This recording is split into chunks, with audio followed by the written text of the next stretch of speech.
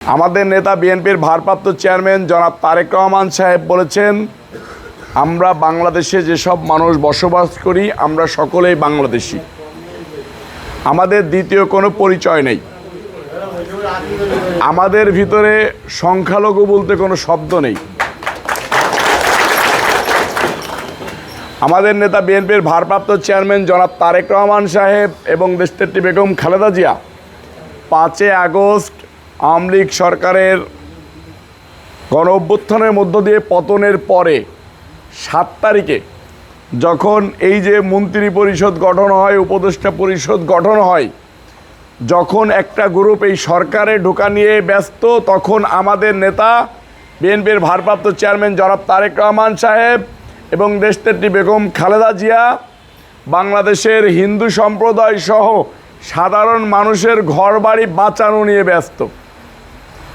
কারণ 7 তারিখে সমাবেশ না করে যদি বিএনপি চিন্তা করতো যে কে কে সরকারে যাবে, তাহলে হয়তোবা এই সরকারে আমাদের 2-4 জন 5 জন উপদেষ্টা থাকতো না। কিন্তু 7 তারিখে তিনারা সমাবেশ করে বলেছেন বাংলাদেশে প্রত্যেকটা মানুষ যেন নিরাপদ থাকে, সেই নিরাপত্তার দায়িত্ব বিএনপির। আপনারা থানা পাহারা দেন, আপনারা মন্দির পাহারা দেন, আপনারা মানুষের ঘরবাড়ি পাহারা দেন, যাতে কোনো জায়গায় কোনো প্রকার কোনো বিশৃঙ্খলা না ঘটে। এটা হলো মহত্বের গুণ। যেরকম করে একটা সময় মনে আছে পাকিস্তানের সময়, পাকিস্তানের যখন হানাদার বাহিনীরা বাংলাদেশের সাধারণ মানুষ সহ হিন্দু সম্প্রদায়ের মানুষের উপরে ঝাঁপিয়ে পড়ল, তখন স্বাধীনতার ঘোষণা দিয়েছিলেন কালুরঘাট বেতার কেন্দ্র থেকে শহীদ রাষ্ট্রপতি জিয়াউর রহমান সাহেব। এই যে পুরোহিতগণ, মুরব্বীগণ, আমাদের গুরুজনরা আছে, আপনারা বলতে পারবেন না? স্বাধীনতার ঘোষণা দিয়েছিলেন শহীদ রাষ্ট্রপতি জিয়াউর রহমান সাহেব। উনি কিন্তু জানতেন যে আজকে যে আমি স্বাধীনতার ঘোষণা দিচ্ছি, আজকে যদি এই পাকিস্তানিরা জিতে যায় তাহলে জিয়াউর রহমান সাহেবের ফাঁসি হতো না, মৃত্যুবরণ করত। কিন্তু সেটা জেনেও বাংলাদেশের মানুষের পক্ষে দাঁড়ালেন, সাধারণ মানুষের পক্ষে দাঁড়ালেন, পাকিস্তানিদের বিরুদ্ধে যুদ্ধ ঘোষণা করলেন, যুদ্ধ করলেন, দেশকে স্বাধীন করলেন। স্বাধীনতার পরে একটা বাহিনী, এই মুক্তিযুদ্ধ চলাকালীন একটা দল বাংলাদেশের হিন্দু সম্প্রদায়ের মা বোনদেরকে ঘর থেকে তুলে নিয়ে রেপ করতো, মনে আছে আপনাদের? এই স্বাধীনতার 53 বছর পরে এসেও তারা কি জীবিত না? তারা জীবিত কিনা? তারা কি তাদের কর্মকাণ্ড চালিয়ে যাচ্ছে না? আপনারা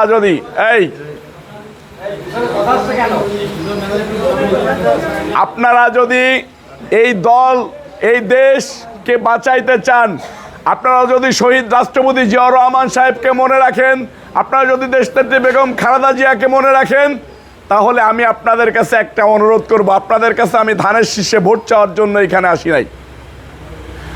আমি সর্বপ্রথম কাজী সালিমুল হক কামালের পক্ষ থেকে এবং আমি রবিউল ইসলাম নয়নের পক্ষ থেকে আপনাদের কাছে হাত জোড় করে ক্ষমা চাচ্ছি।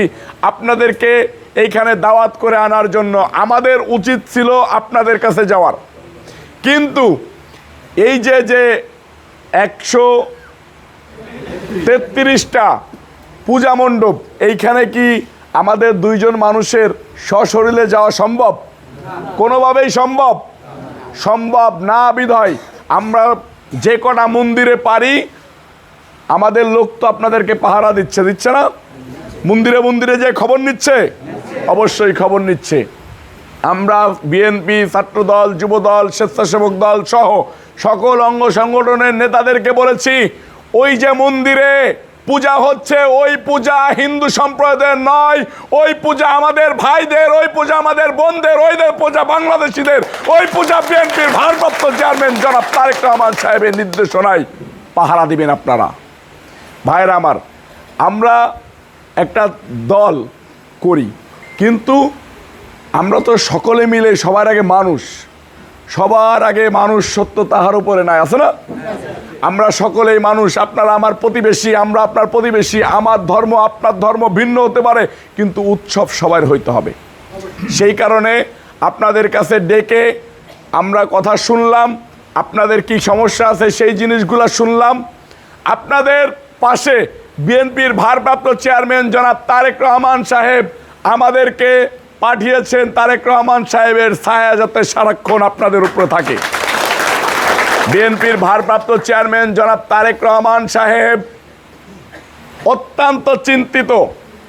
এরকম একটা দেশ, হঠাৎ করে একটা সরকার এরকম গণ অভ্যুত্থানের ভিতর দিয়ে পতন হওয়ার পর একটা অনির্বাচিত সরকার রয়েছে। এই অনির্বাচিত সরকারের ভিতরে দিয়ে অনেক পুলিশ প্রশাসনের মরাল নষ্ট হয়ে গিয়েছে, ভেঙে গিয়েছে, ঠিকমতো কাজ করতে পারতেছে না। এই পরিস্থিতিতে বাংলাদেশকে কিভাবে সামাল দেওয়া যায়, বিশৃঙ্খলাকে কিভাবে সামাল দেওয়া যায়, দাঙ্গাকে কিভাবে সামাল দেওয়া যায়, সেটার জন্য তিনি অত্যন্ত চিন্তিত।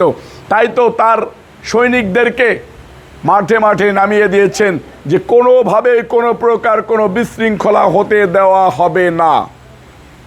ভোট আপনার অধিকার, আপনি আপনার ভোট দেবেন, যাকে খুশি তাকে দেবেন, শুধু যোগ্য দেখে পক্ষ নেবেন, আর কোনো কথা নেই। যোগ্য দেখে পক্ষ নেবেন। আপনারা একটা জিনিস বলেন, এই আমাদের ভিতরেও তো সম্প্রদায়ের 2-4 জন লোক এই আসনে নির্বাচন করেছে।